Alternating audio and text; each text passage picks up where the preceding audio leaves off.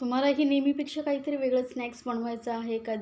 दिसायला खूप सुंदर असेल आणि चवीलाही खूप भारी असेल, तर एकदा या पद्धतीने हे स्नॅक्स बनवून बघा. मुलांना खूप आवडेल. घरी पार्टी वगैरे असेल तर काहीतरी वेगळं करायची इच्छा असेल तर हे स्नॅक्स तुम्ही बनवू शकता. तर यासाठी आपल्याला काय करायचं आहे, सर्वात आधी लागणार आहे मैदा. तर इथे 1 कप मी मैदा घेतलेला आहे आणि यामध्ये घालूया आपण चवीनुसार मीठ आणि सोबतच थोडासा ओवा घालायचा आहे बरं का. पाव चमचा एवढा ओवा ना हातावरती असं चुरून घालायचा, म्हणजे त्याचा फ्लेवर छान येतो. ओवा नक्की घाला. 1 चमचा तूप घेतलेला आहे. तूप, बटर जे तुमच्याकडे असेल ते घेऊ शकता. यामुळे काय होतं, जो मैद्याला व्यवस्थित बटर लावून आपण तूप लावून मिक्स केल्यामुळे आपली जो स्नॅक्स आहे ना मस्त खुसखुशीत होतं. तर हे बघा, मस्त असं तूप चांगलं मैद्याला असं हाताने चोळून चोळून लावायचं आहे. 2-3 मिनटं असं केल्यामुळे तुमचं स्नॅक्स आहे खूप कुरकुरीत होईल. तर हे बघा, मैद्याला मी मस्त असं तूप लावून घेतलेलं आहे. आता ना असं घट्ट मूठ बांधून बघायची. जर बांधली गेली म्हणजे तुमचं मैदा ला तूप व्यवस्थित लागलेलं आहे. तर यामध्ये थोडंसं पाणी घालून आपण हे पीठ ना थोडं घट्ट मळायचं बरं का, पातळ नाही, घट्ट मळायचं आहे. जर तुम्हाला स्नॅक्स कुरकुरीत पाहिजे असेल तर हे पीठ जे आहे थोडं घट्ट मळायचं. तर थोडंसं पाणी घालून हे पीठ बघा मी मस्त असं मळून घेतलेलं आहे. थोडं घट्टच मळेलं आहे, कारण याला आपल्याला ना थोडं रेस्टवरती ठेवायचं आहे. जर तुम्ही आधीच पातळ मळला तर ते अजून पातळ होईल.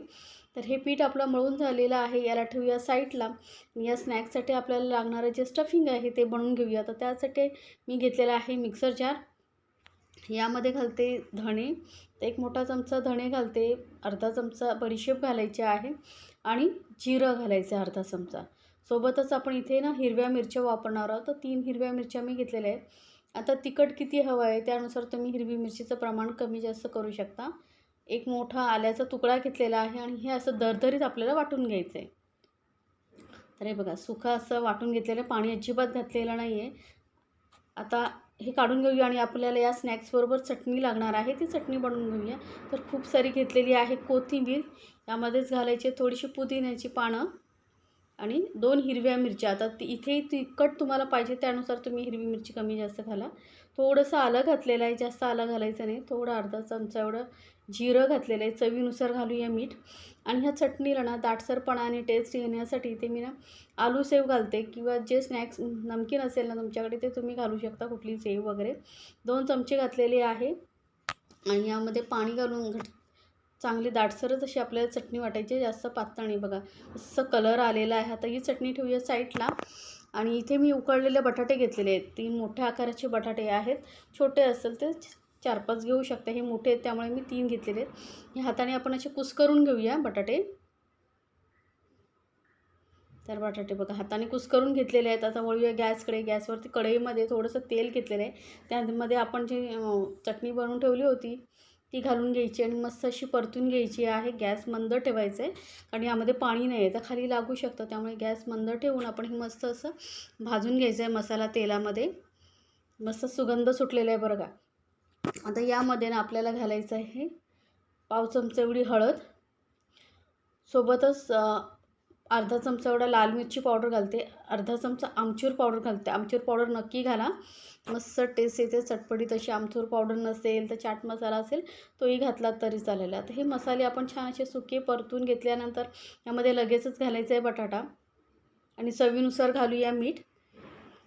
पटापट मिक्स करून घेऊया आणि गॅस एकदम मंदवरती आहे, कारण पाणी अजिबात नाही आहे. कारण हे जे आपल्याला स्टफिंग बनवायचं आहे ना मस्त असं सुकं पाहिजे, त्यामुळेच आपलं स्नॅक छान कुरकुरीत होतं. आता वरून घालूया कोथिंबीर आणि इथे मी थोडासा गरम मसाला घालते.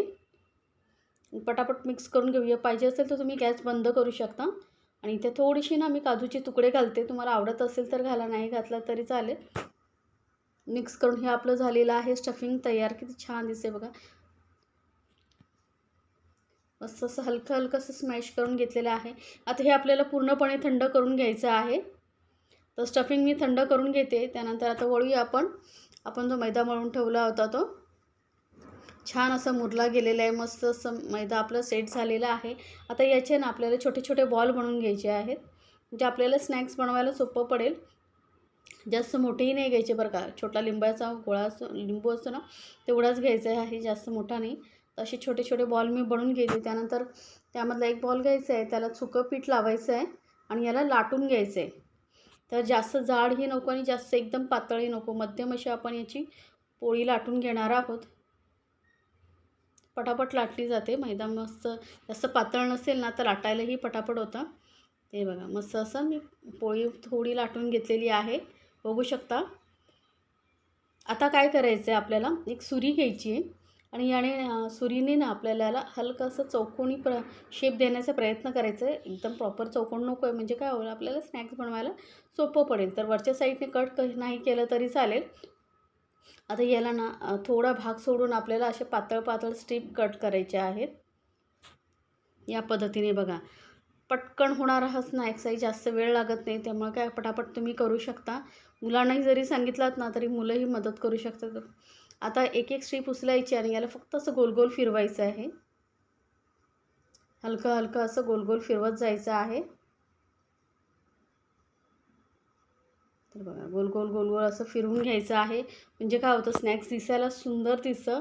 नेहमी आपण त्याच प्रकारचं स्नॅक्स बनवतो, काहीतरी वेगळं केलं तर मुलंही आवडीने खातात. पार्टी वगैरे असेल तर दिसायलाही लूक सुंदर दिसतो.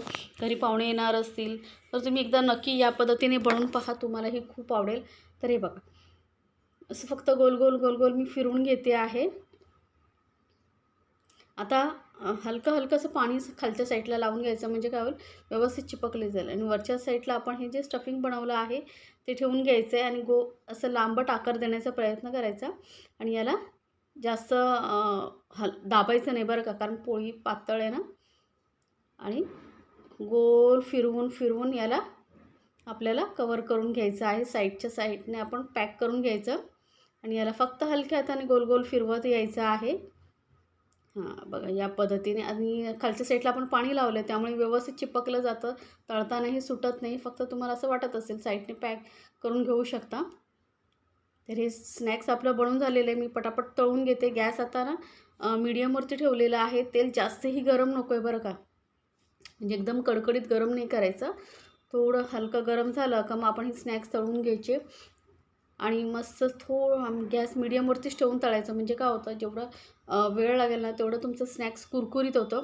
एकदम हाय फ्लेमवरती तळायला गेलात ना तर जास्त व्यवस्थित कुरकुरीत होत नाही, तळले जात नाहीत आणि लगेचच नरम पडेल. तर आता मस्त एका साईडने सेट झाल्यानंतर दुसऱ्या साईडनेही तळून घेते. तर ह्या पद्धतीने नक्की बनवा आणि मला सांगायला विसरू नका. अशा छान छान रेसिपी आपल्या चॅनलवरती असतात, त्यामुळे आपल्या चॅनलला सबस्क्राईब करायलाही विसरू नका. सोबतच बेल आयकॉनवरती नक्की क्लिक करा, म्हणजे काय होईल माझ्या नवीन रेसिपीची नोटिफिकेशन लगेचच तुमच्यापर्यंत पोहोचेल. हे बघा मस्त सोनेरी कलर येईपर्यंत हे आपण स्नॅक्स तळून घेतलेले आहे. किती सुंदर दिसते बघा. तर आता हे काढून घेऊया आणि बाकीचंही स्नॅक्स मी तळून घेते आणि पटापट आपण सर्व करूया. हे बघा स्नॅक्स मी काढून घेतलेला आहे. हे कुठल्याही सॉसबरोबर चटणीबरोबर तुम्ही खाऊ शकता, पण आपण जे चटणी बनवली आहे ना त्याबरोबर खाल्लात ना तर एकदम अप्रतिम लागतं. सोबतच ना माझ्याकडे गोड चटणीही होती चिंच गुळाची, तीही मी ठेवलेली आहे. तर एकदा नक्की बनवा आणि एन्जॉय करा आपल्या फॅमिलीसोबत. मस्त असं गरमागरम कुरकुरीत होतं हे स्नॅक्स, बघू शकता.